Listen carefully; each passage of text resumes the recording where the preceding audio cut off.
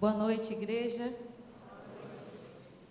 Você pode, por favor, abrir sua Bíblia em Gênesis, no capítulo 14, deixa ela aberta. Daqui a pouco a gente vai ler esse texto. A Bíblia fala a respeito de Abrão e conta que ele tinha dois irmãos, Naor e Harã. Harã era o pai de Ló, sobrinho de Abrão. E a Bíblia fala que depois que Harã faleceu, Ló ficou sob os cuidados de Terá, que era o pai de Abrão, e depois da morte de Terá, Ló caminhou junto com Abrão. E todo lugar que Abrão ia, o seu sobrinho Ló estava com ele. A gente imagina que Ló, ele tinha uma aproximação muito grande com seu tio Abrão, porque ele tinha outro tio, Naor, mas ele preferiu ficar com ele. E certamente Abrão também tinha um afeto muito grande por Ló. E a Bíblia fala que eles foram viver juntos, e tanto Abrão quanto Ló eram homens muito ricos, tinham muitos bens. E chegou um momento em que eles tinham tantos bens que começou a haver um conflito entre os empregados de Ló e os empregados de Abrão. E aí Abrão decidiu se aproximar de Ló e disse: não quero que haja problemas entre nós. Então olha bem aqui, olha essa terra toda de Canaã a seu redor. Eu quero que você escolha para onde você quer ir. Nós vamos ter que nos separar. E aí Ló olhou aquela terra toda e, por esperteza, pelo menos a princípio ele achava que ele estava sendo esperto, ele escolheu a melhor terra. Uma terra no vale que era até associada ao Jardim do Éden, de tão boa que era essa terra. E Ló se mudou para esse lugar, que ficava perto de Sodoma. E Sodoma era uma cidade conhecida pelo seu pecado. Era uma cidade mau. Os seus moradores cometiam as piores maldades que você pode imaginar. E era ali que Ló vivia. Enquanto isso, Abrão foi viver nas montanhas, lugar mais difícil de se viver, mas ele não estava preocupado, porque havia sobre ele a certeza da promessa de Deus, do cuidado de Deus. E aí a gente chega no cenário do capítulo 14, que é um capítulo que normalmente, quando a gente começa a ler, a gente fala, vou pular essa parte. Já aconteceu isso com você, quando vai ler a Bíblia? Quando chega em genealogia, pega uns nomes difíceis. Esse capítulo 14 é um desses, que você pega para começar a ler, e você fala, não, deixa isso quieto, vou pular para o 15. O capítulo 14 começa contando uma história interessante, apesar dos nomes difíceis. O capítulo 14 narra uma cena de guerra. Uma cena de guerra que acontecia no vale, certamente próximo onde Ló vivia. E esse texto fala que 5 reis lutaram contra 4 reis. 4 reis decidiram atacar 5 reis, eles se submetiam a eles durante um tempo, e decidiram lutar contra eles. E esses 4 reis se uniram, foram para esse vale e atacaram esses 5 reis que também estavam prontos para guerrear. Nesse conflito, os 4 reis venceram a batalha contra os 5 reis.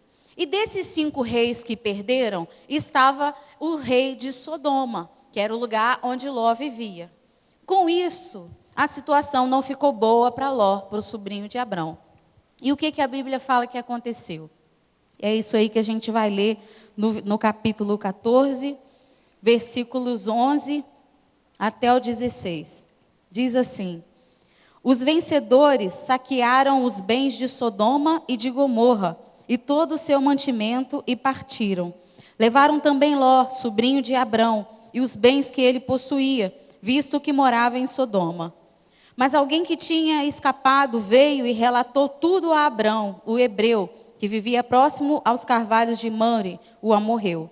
Mamre e seus irmãos Escol e Aner eram aliados de Abrão.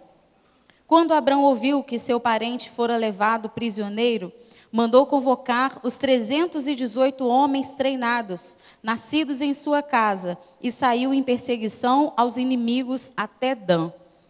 Atacou-os durante a noite em grupos, e assim os derrotou, perseguindo-os até Obá, ao norte de Damasco. Recuperou todos os bens e trouxe de volta seu parente Ló, com tudo o que possuía, com as mulheres e o restante dos prisioneiros. De acordo com o que a gente acabou de ler aqui, Ló foi levado como prisioneiro de guerra por aqueles 4 reis que venceram. E Abrão foi comunicado, recebeu a notícia através de alguém que sobreviveu àquela batalha e sabia que Ló era seu sobrinho. E essa pessoa chegou para ele e disse: Abrão, eu tenho uma notícia ruim para te dar. O seu sobrinho foi capturado, ele agora é prisioneiro de guerra, ele é prisioneiro e escravo.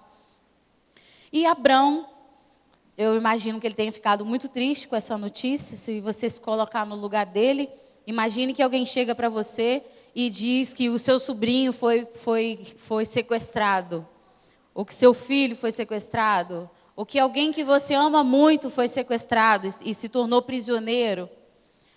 Certamente isso não foi uma boa notícia para ele. E naquele momento o texto diz que, apesar da tristeza que a gente imagina que Abrão tenha sentido, ele imediatamente preparou 318 homens que já estavam prontos para a guerra e foi atacar aqueles soldados inimigos que tinham capturado seu sobrinho, e fez isso com toda uma estratégia de guerra à noite. E o texto diz que ele venceu a guerra e levou seu sobrinho de volta para casa, junto com tudo que ele tinha e todos os outros prisioneiros que estavam com ele. Essa história é muito interessante, porque nos ensina algumas coisas importantes para a nossa própria vida. Assim como Abrão estava vivendo um dia comum na vida dele e de repente ele é acometido com uma notícia ruim, nós também passamos por isso. Às vezes nós estamos vivendo nossos dias e é um dia que parece normal e de repente chega uma notícia ruim, a gente perde alguém ou a gente tem algum problema, alguma situação complicada acontece. E o fato é que, assim como Abrão, todos nós temos as nossas batalhas. Batalhas diferentes da que ele enfrentou, mas nós temos as nossas batalhas. Nós temos as nossas lutas. Nós somos sujeitos a receber mais notícias. Somos sujeitos a receber situações complicadas na nossa vida. Situações, muitas das vezes, que a gente nem sabe como lidar. Coisas que a gente passa e nem sabe o que fazer. E Abrão tem muito a nos ensinar nessa história. A guerra dele era física. Houve morte, houve batalha, houve confronto pessoal. E ele estava pronto para aquela guerra. A guerra dos nossos tempos é diferente da guerra que Abrão viveu. Hoje a guerra que a gente enfrenta é as doenças que a gente sofre na nossa família, doenças na nossa vida, na vida de pessoas que nós amamos, a morte de pessoas que nós amamos.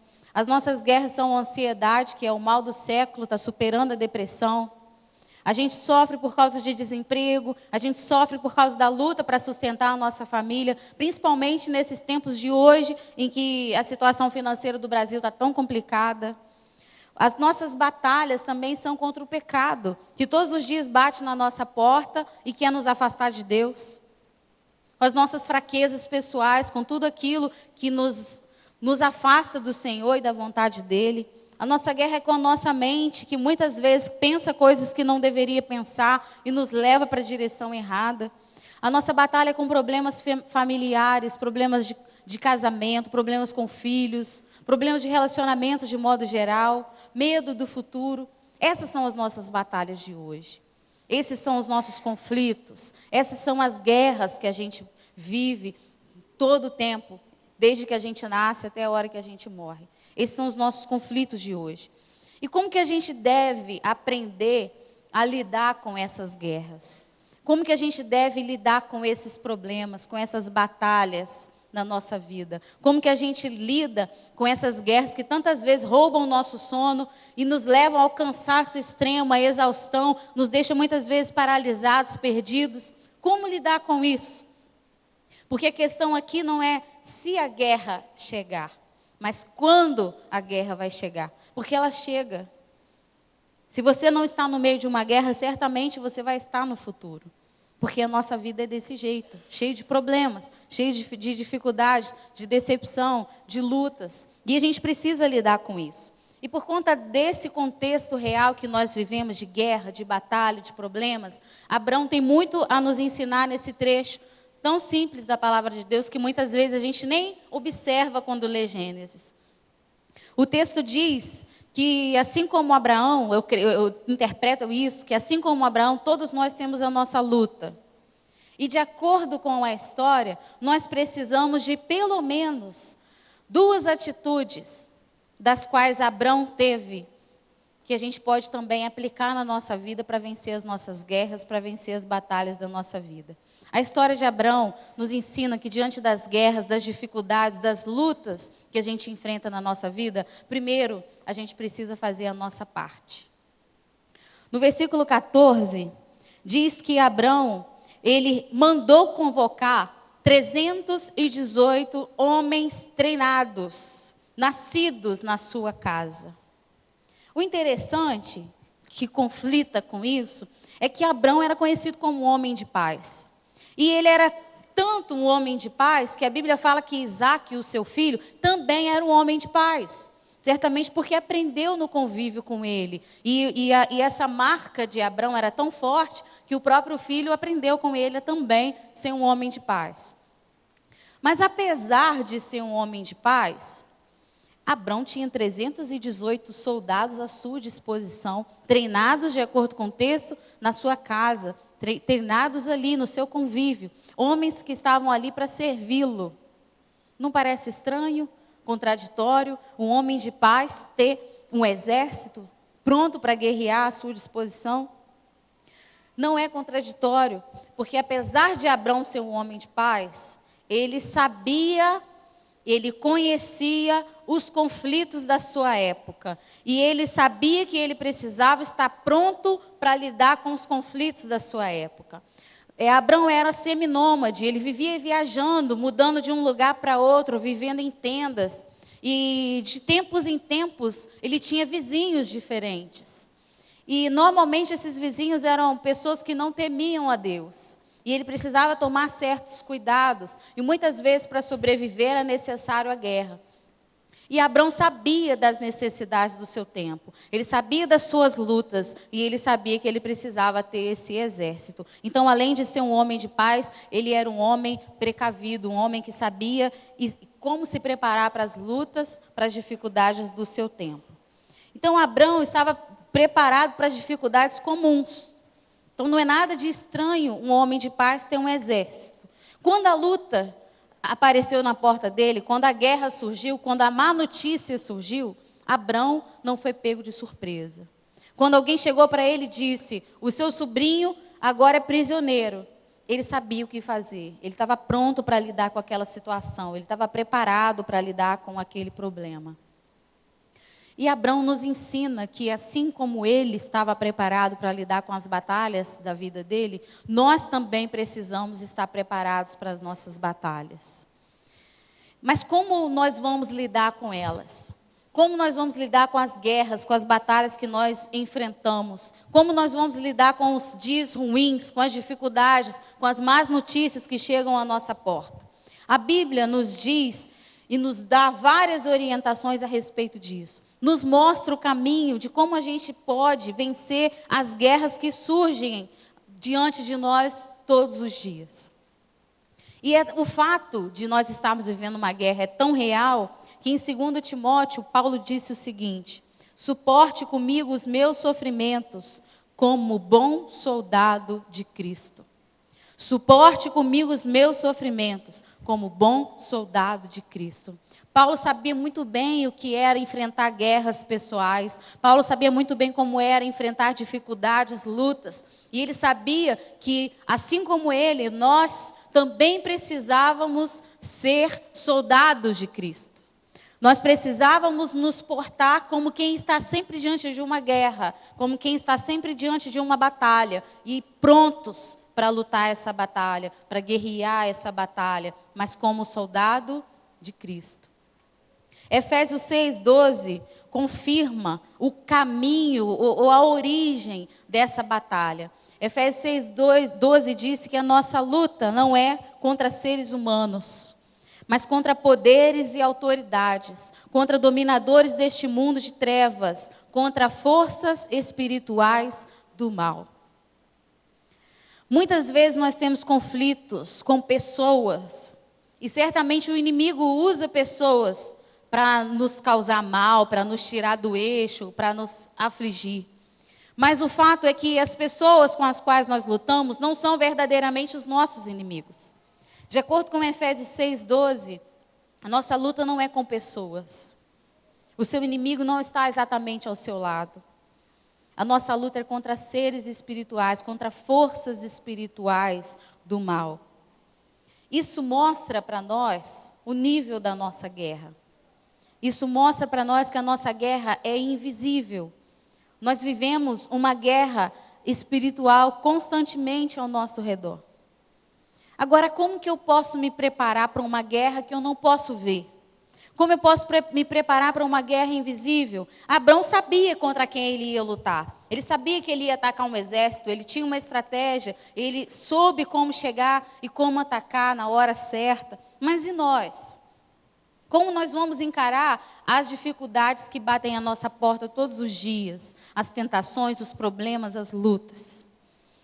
Efésios 6 mostra que Deus colocou à nossa disposição tudo o que nós precisamos para vencer a guerra dos nossos dias.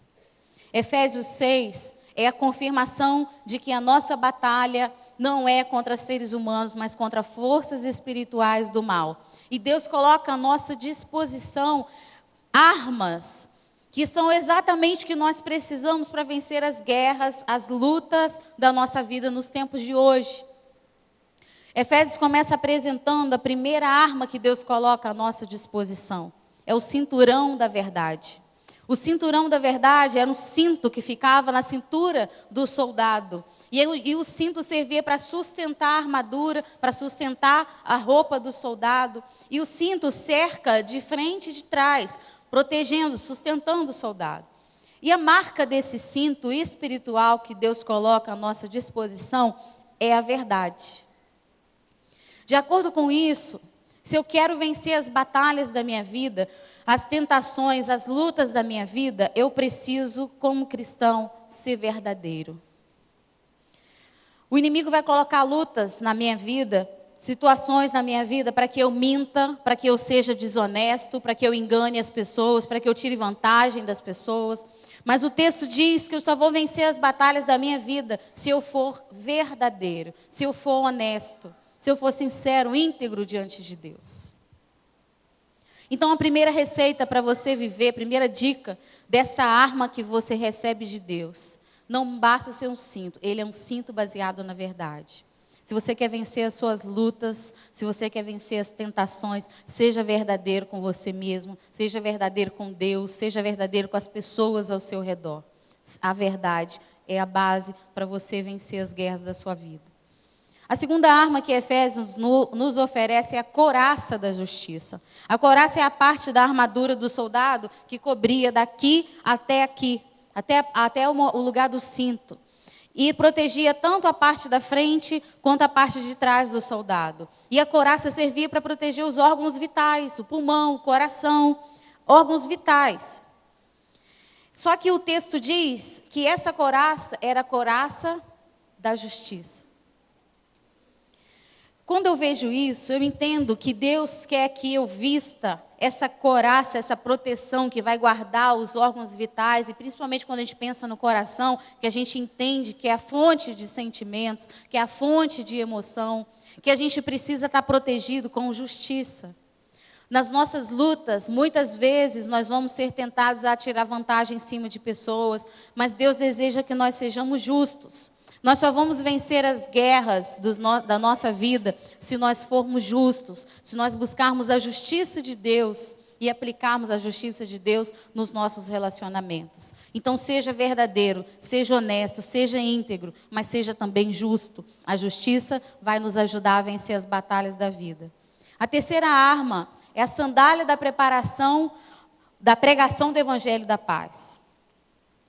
A gente não tem o costume muito de andar descalço pela rua. Normalmente, quando a gente sai de casa, a gente coloca um calçado nos pés. E o calçado serve para proteger os nossos pés quando a gente caminha.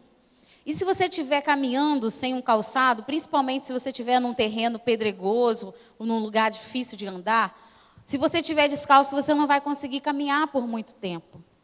Então, o calçado, a sandália, ela protege os seus pés e ela dá para você condições de caminhar mais e de caminhar melhor. Quando o texto diz que nós temos a sandália, ele não diz que é apenas uma sandália que protege os nossos pés, mas é uma sandália que tem um objetivo específico, a pregação do evangelho da paz. Eu entendo nesse texto que quando nós estamos diante de algumas lutas na nossa vida, muitas vezes nós somos levados a parar. Existem lutas que são tão difíceis que nos travam, que nos paralisam, que nos deixam sem saber o que fazer. E a gente para a nossa vida, a gente não consegue caminhar, a gente às vezes, muitas vezes a gente se entrega às dificuldades.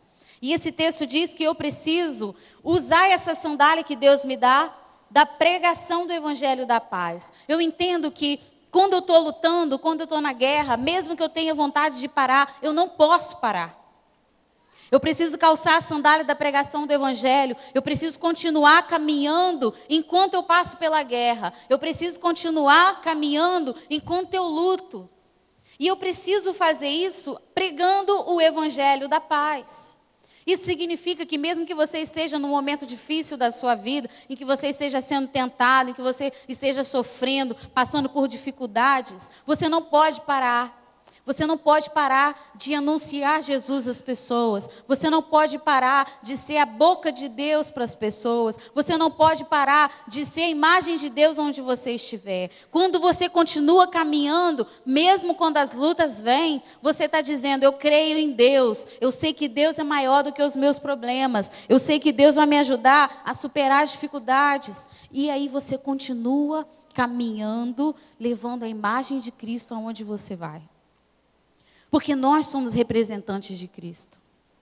Então, quando você estiver passando por dificuldades, peça a Deus para te dar força, para você colocar a sandália da pregação do Evangelho, para você continuar caminhando enquanto você luta as suas guerras, para você continuar sendo espelho, exemplo de Deus na vida das pessoas ao seu redor, mesmo no meio da batalha. Então, seja verdadeiro, seja justo e caminhe enquanto você guerreia, anunciando Jesus.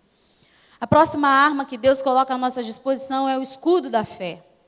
O escudo serve para você se proteger das flechas do inimigo, dos tiros do inimigo, da tentativa dele de matar você, de destruir você. E a armadura, o escudo da fé, pode proteger qualquer parte do seu corpo que você direcionar a ela. E a marca do escudo é a fé. Sem fé nós não vencemos as batalhas.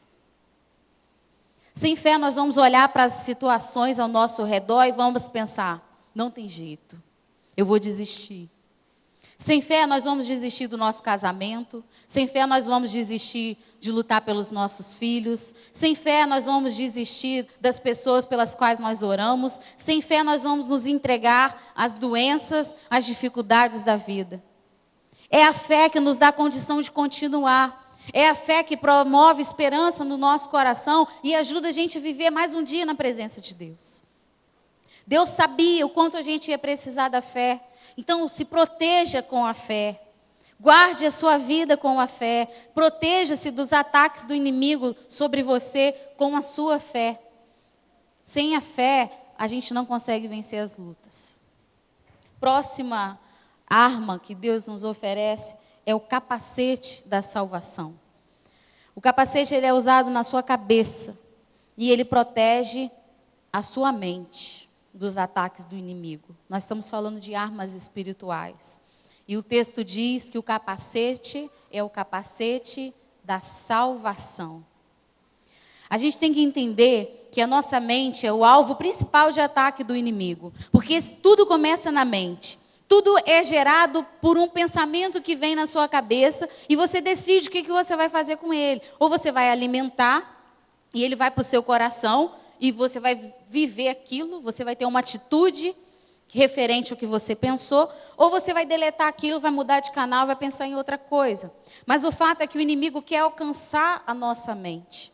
Porque ele sabe, se ele alcançar a nossa mente, ele pode nos destruir.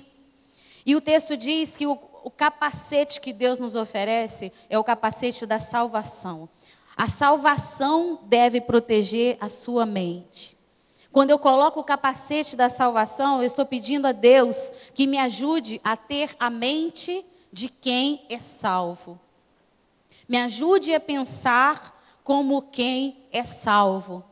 E ao longo da nossa vida, nós vamos ser desafiados a pensar e agir como quem não é salvo. E o capacete da salvação vai nos ajudar a ficar no foco, na direção certa, para a gente honrar a Deus e vencer as nossas guerras. Semana passada, uma amiga minha de Campos veio em Itaperuna fazer endoscopia. E ela veio sozinha. Então, eu parti para o hospital para poder acompanhá-la. E como meu marido é funcionário público, funcionário da saúde, é difícil achar vaga em Itaperuna, né?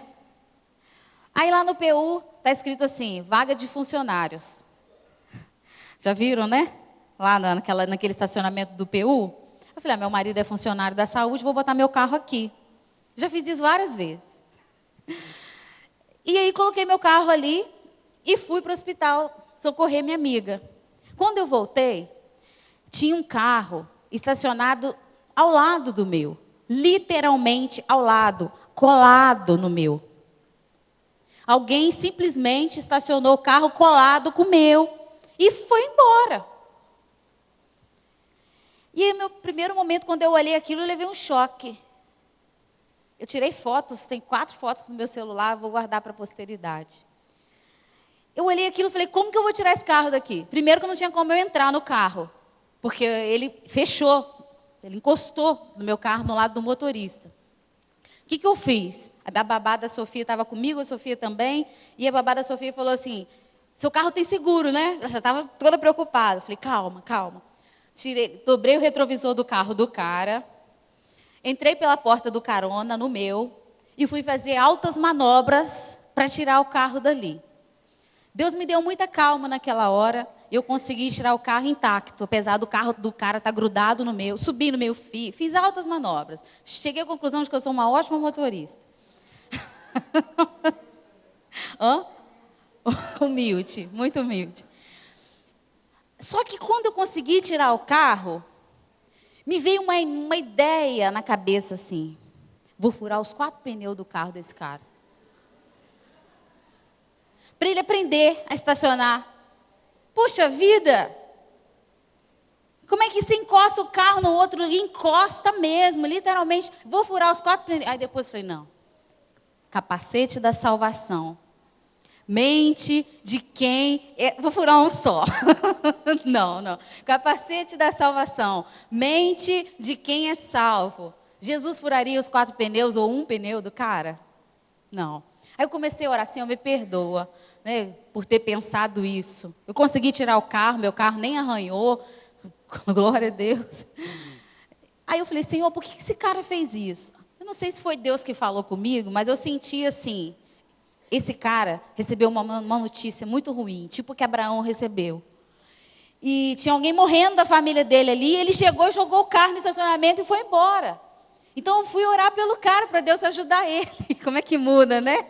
A história, o foco, quando a gente pensa em Deus e coloca Deus. Ter o capacete da salvação é pensar com a mente de quem é salvo, é incluir Deus nas nossas decisões, é incluir Deus no que a gente faz, é pensar o que Jesus faria, o que Ele pensaria naquele momento. Isso vai nos ajudar a vencer as batalhas da nossa vida, honrando a Deus. A última arma que Deus disponibiliza para nós é a espada do Espírito. A espada do Espírito é apresentada para nós como a palavra de Deus. A espada, ela serve para você se defender, e ela também serve para você atacar. E quando você se disponibiliza dessa arma, que é a palavra de Deus, significa que você vai separar tempo para meditar na palavra de Deus diariamente, que você vai aplicar a palavra de Deus na sua vida e que você vai procurar viver de acordo com o que a Bíblia ensina. Quando você faz isso, você consegue vencer as batalhas. Porque quando a luta vier, quando a tentação vier, quando a má notícia vier, mesmo que você fique mal por um tempo, você vai focar em Deus e você vai seguir em frente. Porque quando você perder a esperança, a palavra de Deus vai dizer que você pode todas as coisas em Deus que te fortalece. Quando você se sentir sozinho, você vai ler que lá você nunca vai ficar sozinho, porque Deus não abandona você. Quando você pensar em desistir, você vai ter uma palavra que vai dizer: seja forte, corajoso, não temas, eu estou com você. A palavra de Deus tem resposta para todas as nossas aflições. Então você precisa da espada da justiça na sua vida, impregnada todos os dias para vencer as batalhas. Deus colocou tudo à nossa disposição. A verdade, a justiça, as sandálias para nos ajudarem a caminhar anunciando a palavra dele, o escudo da fé, o capacete da salvação para a gente pensar como quem é salvo, e a palavra de Deus com respostas para tudo que a gente precisa na nossa vida. Então, diante disso, fazer a minha parte para vencer a batalha significa caminhar perto de Deus.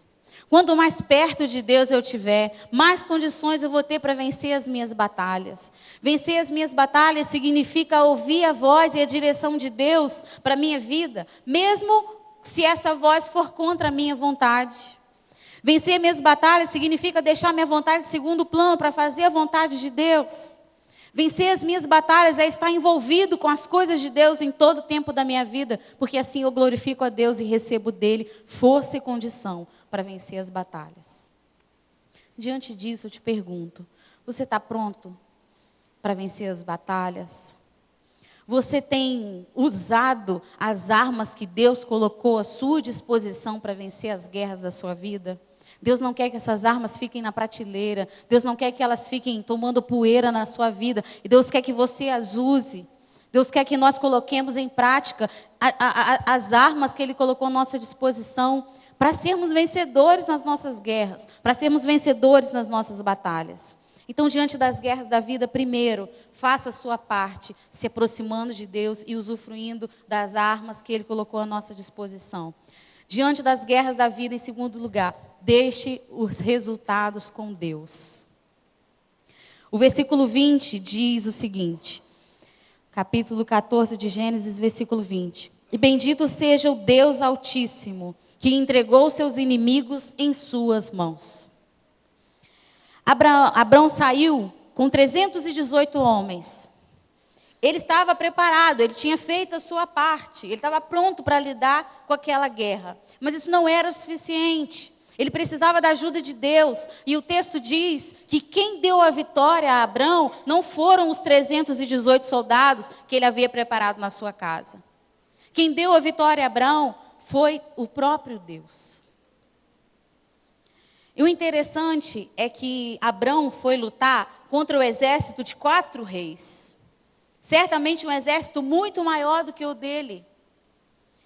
Humanamente falando, ele não teria condições de vencer essa guerra, mas ele foi para essa guerra com a força de Deus, com a ajuda de Deus, dependendo de Deus, deixando o resultado com Deus. Ele arriscou a sua própria vida para salvar o seu sobrinho, porque ele foi no poder de Deus, na direção de Deus. E a Bíblia nos ensina que é exatamente assim que a gente tem que lidar com as nossas guerras. Deixando o resultado com Deus. A gente faz a nossa parte, fazendo a vontade de Deus, mas o resultado é com Ele. E a Bíblia traz a história de vários personagens bíblicos que fizeram exatamente assim como Abrão. Contaram com a força de Deus. Deixaram o resultado com Deus. Noé vivia numa sociedade corrupta, cheia de maldade. E ele venceu com a força de Deus e foi salvo. Só ele e a sua família foi salva no dilúvio. Moisés venceu o faraó e conseguiu resgatar o povo de Israel da escravidão do Egito com a força de Deus. Josué, depois da morte de Moisés, assumiu a liderança daquele povo, suportou reclamações, suportou lutas com a força de Deus. Esther, uma mulher numa sociedade em que a mulher não era respeitada nem ouvida, conseguiu influenciar o rei e salvou todo o seu povo da morte. Os discípulos de Jesus deixaram suas redes, deixaram tudo para seguir Jesus. Não sabiam qual seria o final da história, mas deixaram o resultado com Deus. E o próprio Jesus veio à terra como homem, deixou sua glória e veio viver aqui, sabendo que ia morrer por nós. E Ele fez tudo isso, passou por cada sofrimento, por cada humilhação, sentiu cada dor, porque ele sabia que o resultado estava nas mãos do Pai. Assim como esses homens, assim como o próprio Jesus, eu e você, nós só vamos vencer as nossas batalhas se a gente confiar que o final da história está nas mãos de Deus. Se a gente tiver fé necessária, suficiente para continuar caminhando, sem saber qual vai ser o fim da história, sem saber qual vai ser o final, mas caminhando com Deus, perto dEle, fazendo a nossa parte, confiando que o resultado está nas mãos dEle e que Ele tem o melhor para nós. Assim como Abrão, nós também enfrentamos batalhas que são maiores do que a nossa capacidade de guerrear, humanamente falando. Às vezes a gente olha para a luta e a gente pensa, meu Deus, não vai dar certo. Eu não vou conseguir. É difícil demais para mim. Mas nós podemos contar com a força de Deus. Nós podemos contar com a ajuda de Deus. Não conte com a sua própria capacidade para vencer as suas lutas. Faça a sua parte, deixe o resultado com Deus. Nós só vamos ter vitória se nós confiarmos o final da história a Deus, que sempre sabe o que faz. Quando nós estivermos diante das batalhas da nossa vida, nós precisamos fazer a nossa parte. Quando nós estivermos diante das batalhas da nossa vida, nós precisamos deixar o resultado com Deus. E a boa notícia é que nós já temos tudo que nós precisamos. A boa notícia é que, como soldados de Cristo, nós já somos mais que vencedores. A boa notícia é que tudo que você precisa para sair daqui e vencer os desafios, os gigantes que surgirem diante de você, você já tem. Você só precisa usar, você só precisa se abrir para deixar Deus cuidar de você e colocar em prática tudo que Ele já deu para você. Você não precisa viver como derrotado, você não precisa se entregar às suas dificuldades, às suas lutas. Você pode levantar a cabeça e vencer com a força de Cristo, porque Ele já te deu tudo que você precisa para vencer. Eu quero orar com você sobre isso. E eu quero pedir a você que sente que Deus tem realmente tudo que você precisa.